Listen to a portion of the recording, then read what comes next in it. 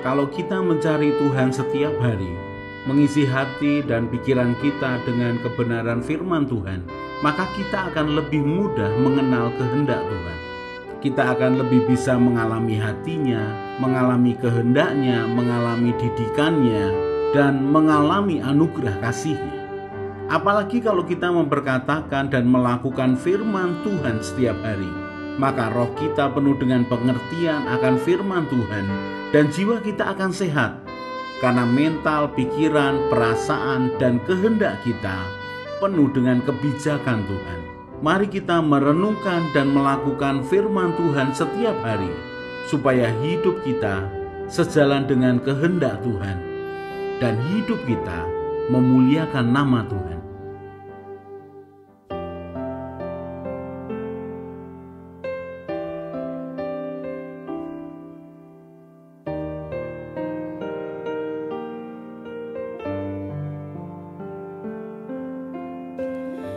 Musim akan selalu berganti, kasih Tuhan tetap abadi, tak akan berubah sampai selamanya. Ku tetap percaya, yakin Tuhan memberkati, ku yakin Tuhan melindungi. Burung di udara Tuhan pelihara, karena kasih-Nya Tuhan selalu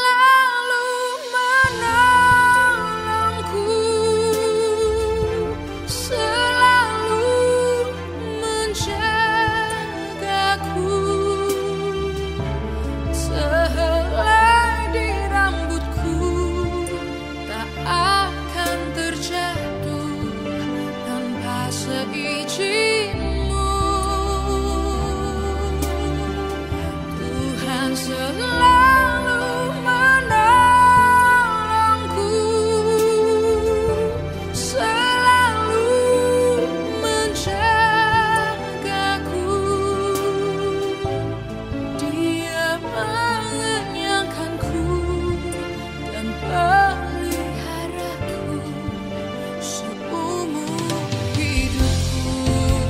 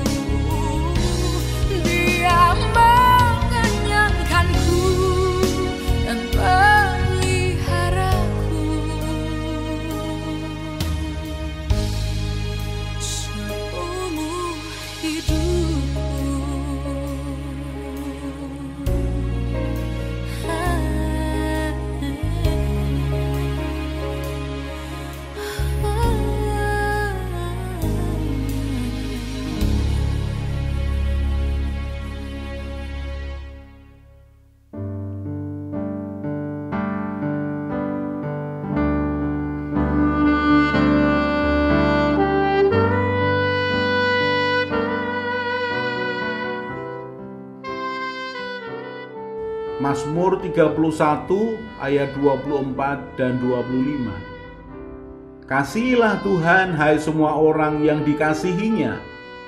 Tuhan menjaga orang-orang yang setiawan, tetapi orang-orang yang berbuat congkak diganjarnya dengan tidak tanggung-tanggung. Kuatkanlah dan teguhkanlah hatimu, hai semua orang yang berharap kepada Tuhan.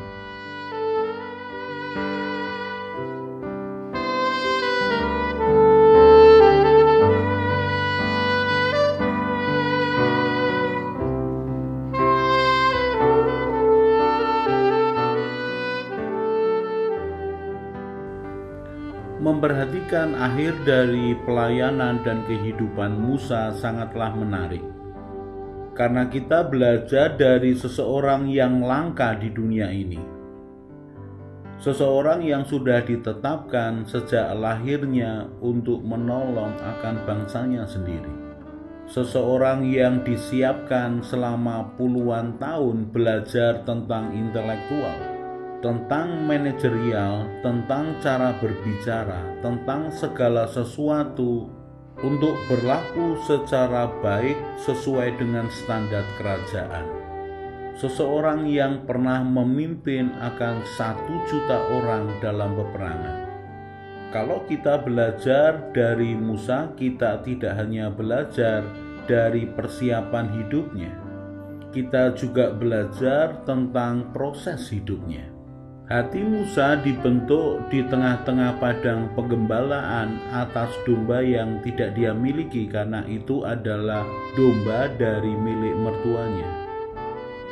Satu kehidupan yang sangat berbeda, sangat kontras dari orang yang hidup di kerajaan kemudian hidup di tengah-tengah padang penggembalaan. Itu adalah proses pembentukan hati yang luar biasa. Tuhan mengajarkan tentang kerendahan hati, Tuhan mengajarkan tentang kesabaran, Tuhan mengajarkan tentang kesetiaan, Tuhan mengajarkan tentang bertanggung jawab terhadap harta orang lain. Tuhan kemudian menemui Musa dalam satu penglihatan dan memberikan akan impiannya. Musa menerima akan kepercayaan dari Tuhan di tengah-tengah pembentukan akan hatinya. Pada awalnya dia menolak untuk dipakai Tuhan karena dia sadar bahwa dia memiliki keterbatasan. Dia sadar bahwa yang akan dihadapinya adalah Fir'aun, Raja Mesir, suatu bangsa yang besar di kala itu. Tetapi Tuhanlah yang akan memperlengkapi dan akan mendampingi Musa untuk melakukan akan kehendak Tuhan. Tuhan memakai Musa menjatuhkan tulah demi tulah kepada orang Mesir. Suatu pameran dari kekuasaan Tuhan yang besar di hadapan orang-orang Mesir. Suatu bukti yang terus-menerus berkelanjutan bahwa Tuhanlah yang berkuasa atas kehidupan bahkan pemerintahan.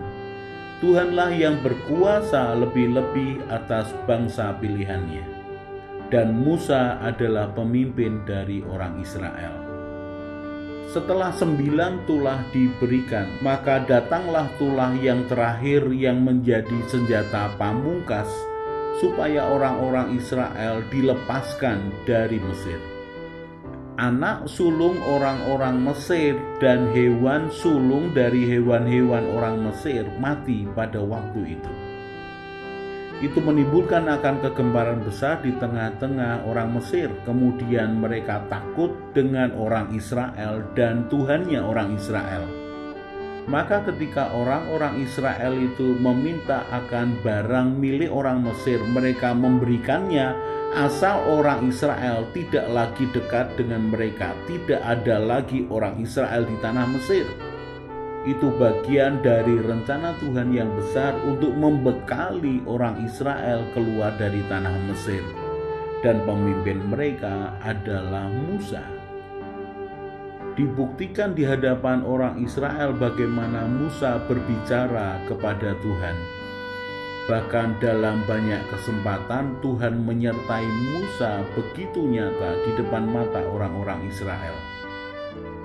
Tuhan melakukan mujizatnya, pertolongannya, yang seharusnya mencelikkan mata orang Israel betapa Dia Tuhan adalah Tuhan yang Maha Kuasa. Tetapi orang Israel yang tegar tengkuk dan lebih memilih hidup di Mesir, mereka tidak mau melewati proses penderitaan sebelum ke tanah perjanjian. Sementara Tuhan tahu bahwa untuk masuk tanah perjanjian, mereka akan berperang dengan bangsa demi bangsa yang lebih dahulu tinggal di tanah perjanjian. Orang Israel yang keluar dari tanah Mesir berstatus budak, bukan prajurit yang terlatih.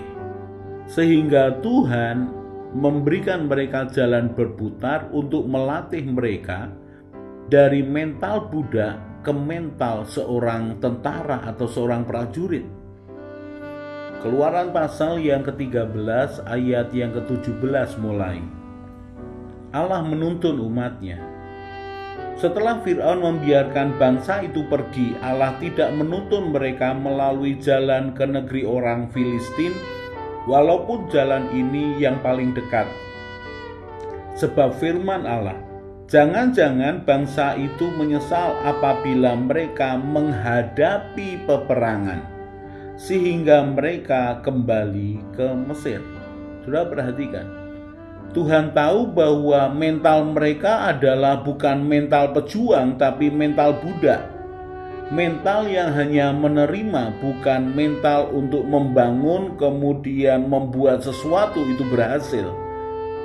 Dan Tuhan mengetahui bahwa orang dengan mental budak ketika menghadapi peperangan di tanah Kanaan, mereka pasti akan kalah. Mereka harus dilatih untuk berperang. Sehingga Tuhan membawa mereka berputar. Keluaran 13 ayat 18. Tetapi Allah menuntun bangsa itu berputar melalui jalan di padang gurun menuju ke laut Teberau. Dengan siap sedia berperang berjalanlah orang Israel dari tanah Mesir. Ada hal yang cukup unik ketika dikatakan dengan siap sedia berperang berjalanlah orang Israel dari tanah Mesir. Secara penampilan mereka bisa berbaris seperti orang yang siap berperang. Tetapi sekali lagi, mental yang ada di dalam mereka akan diuji dengan kesulitan yang harus mereka hadapi, apalagi peperangan yang harus mereka hadapi. Dan sekali lagi, Tuhan menyuruh Musa untuk memimpin bangsa ini.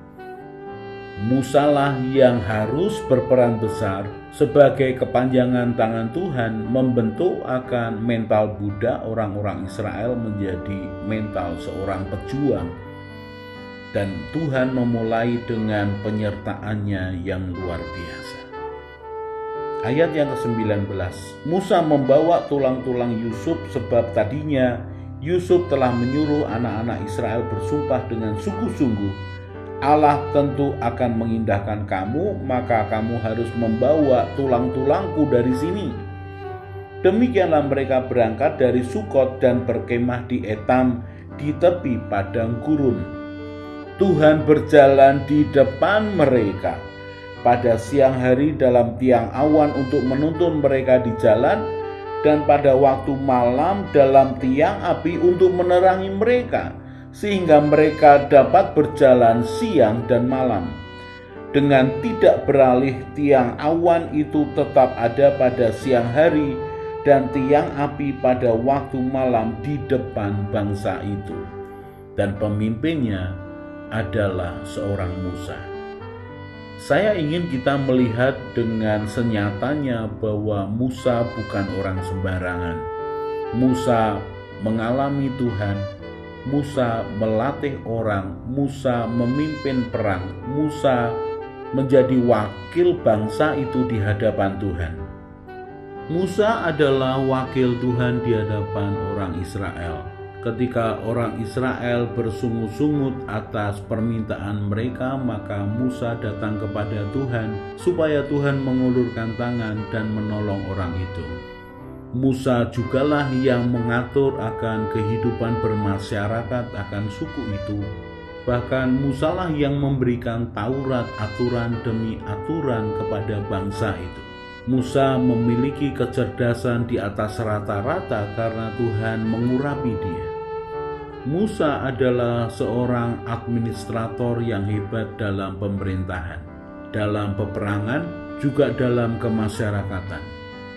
Dia melatih pemimpin demi pemimpin yang melayani bersama-sama dengan dia.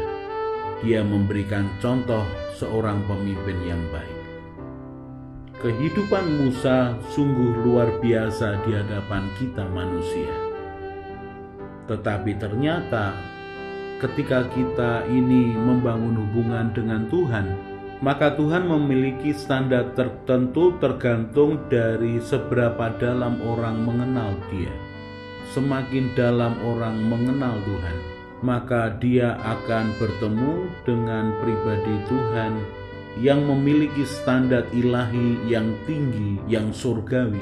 Walaupun kemudian dia bisa memahami dan mengerti akan standar orang Israel kebanyakan, tetapi Tuhan menuntut akan standar yang lebih tinggi kepada Musa. Belajar apa dari hal ini? Belajar bagaimana Tuhan memilih seseorang yang istimewa seperti Musa. Bahkan Tuhan membiarkan dirinya dikenal Musa, bahkan berbicara berhadap-hadapan. Diizinkannya Musa mengenal akan kemuliaannya, kekudusannya. Diizinkannya Musa menerima hikmat demi hikmat ilahi supaya mengatur akan bangsa Israel. Dan sudah selayaknya Tuhan memberikan akan standar yang berbeda kepada Musa. Ulangan 32 ayat 44 mulai. Lalu datanglah Musa bersama-sama dengan Yosua bin Nun dan menyampaikan ke telinga bangsa itu segala perkataan nyanyian tadi. Setelah Musa selesai menyampaikan segala perkataan itu kepada seluruh orang Israel, berkatalah ia kepada mereka, perhatikanlah segala perkataan yang kuperingatkan kepadamu pada hari ini, supaya kamu memerintahkannya kepada anak-anakmu untuk melakukan dengan setia segala perkataan hukum Taurat ini. Sebab perkataan ini bukanlah perkataan hampa bagimu, tetapi itulah hidupmu, dan dengan perkataan ini akan lanjut umurmu di tanah kemana kamu pergi, menyeberangi sungai Yordan untuk mendudukinya. Musa memberikan nyanyian pengajaran kepada orang Israel. Musa memberikan akan pidato terakhirnya kepada orang Israel setelah berpuluh-puluh tahun mendampingi orang Israel berhadapan dengan segala tantangan hidup mereka di hadapan Tuhan. Dan Musa tahu bahwa perkataan ilahi, firman Tuhan, Taurat Tuhan, itulah hidup mereka. Dan Musa menekankan bahwa orang-orang Israel harus mengajarkannya turun-temurun kepada anaknya, cucunya, cicitnya. Itulah perkataan terakhir Musa di hadapan bangsa Israel. Dan kemudian Musa naik ke Gunung Nebo dan mati di sana. Ulangan 32 ayat 48. Pada hari itulah juga Tuhan berfirman kepada Musa, naiklah ke atas pegunungan Abarim, ke atas Gunung Nebo yang di tanah Moab, di tentangan Yeriko. Dan pandanglah tanah Kanaan yang kuberikan kepada orang Israel menjadi miliknya. Kemudian engkau akan mati di atas gunung yang akan kau naiki itu, supaya engkau dikumpulkan kepada kaum leluhurmu, sama seperti Harun kakakmu sudah meninggal di Gunung Hor dan dikumpulkan kepada kaum leluhurnya. Oleh sebab kamu telah berubah setia terhadap aku di tengah-tengah orang Israel, dekat mata air Meriba di Kades di padang gurun Sin, dan oleh sebab kamu tidak menghormati kekudusanku di tengah-tengah orang Israel, engkau boleh melihat negeri itu terbentang di depanmu, tetapi tidak boleh masuk ke sana, ke negeri yang kuberikan kepada orang Israel. Sungguh akhir yang menyedihkan. seseorang yang sudah dipersiapkan begitu luar biasa. Musa hanya boleh melihat tanah Kanaan tetapi tidak boleh memasukinya karena Musa melanggar kekudusan Tuhan. Ketika kita membaca bagian ini, kita bisa beralasan, kita bisa membela Musa dengan mengatakan, Tuhan, bukankah Musa melakukan satu kesalahan dan orang Israel melakukan banyak kesalahan? Tetapi sekali lagi, orang yang semakin dekat dengan Tuhan akan semakin mengenal Tuhan. Dan Tuhan memiliki standar ilahi baginya. Tuhan juga memberikan akan upah atas apa yang dilakukannya berbeda dengan orang-orang kebanyakan. Semakin tinggi standar ilahi yang ditetapkan atas hidup seseorang, maka semakin besar pula upah Tuhan di dalam hidupnya. Mari kita setia terhadap proses yang harus kita jalani dalam hidup kita. Mari kita terus mengandalkan Tuhan dan berharap kepadanya. Mari jagai akan hati Tuhan dengan tidak melanggar akan larangannya dan kita terus mematuhi akan perintah-perintahnya. Bagian bukti dari kita mengasihi Tuhan.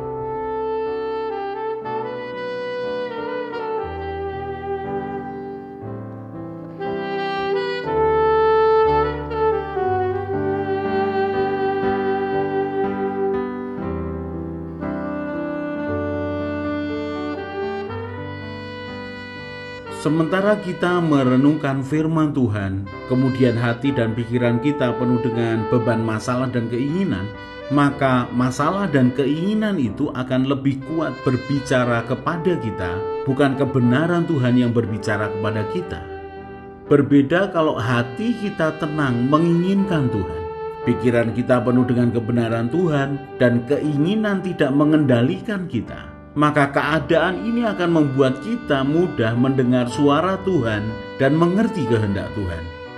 Kalau kita merenungkan firman Tuhan setiap hari, maka Tuhanlah yang menjadi petunjuk jalan kehidupan kita. Mari kita berdoa. Tuhan Yesus, terima kasih untuk kebenaran firman-Mu. Tuhan Yesus, Engkaulah gembalaku yang baik. Buatlah hatiku selalu melekat kepadamu. Firman-Mu itu pelita bagi kakiku dan terang bagi jalanku. Bawalah aku menjalani hidup sesuai dengan rencana-Mu ya Tuhan. Amin. Saya Yosea Kristiono, Gembala Jemaat GKI Injil Keselamatan Semarang. Tetap percaya, tetap semangat. God bless.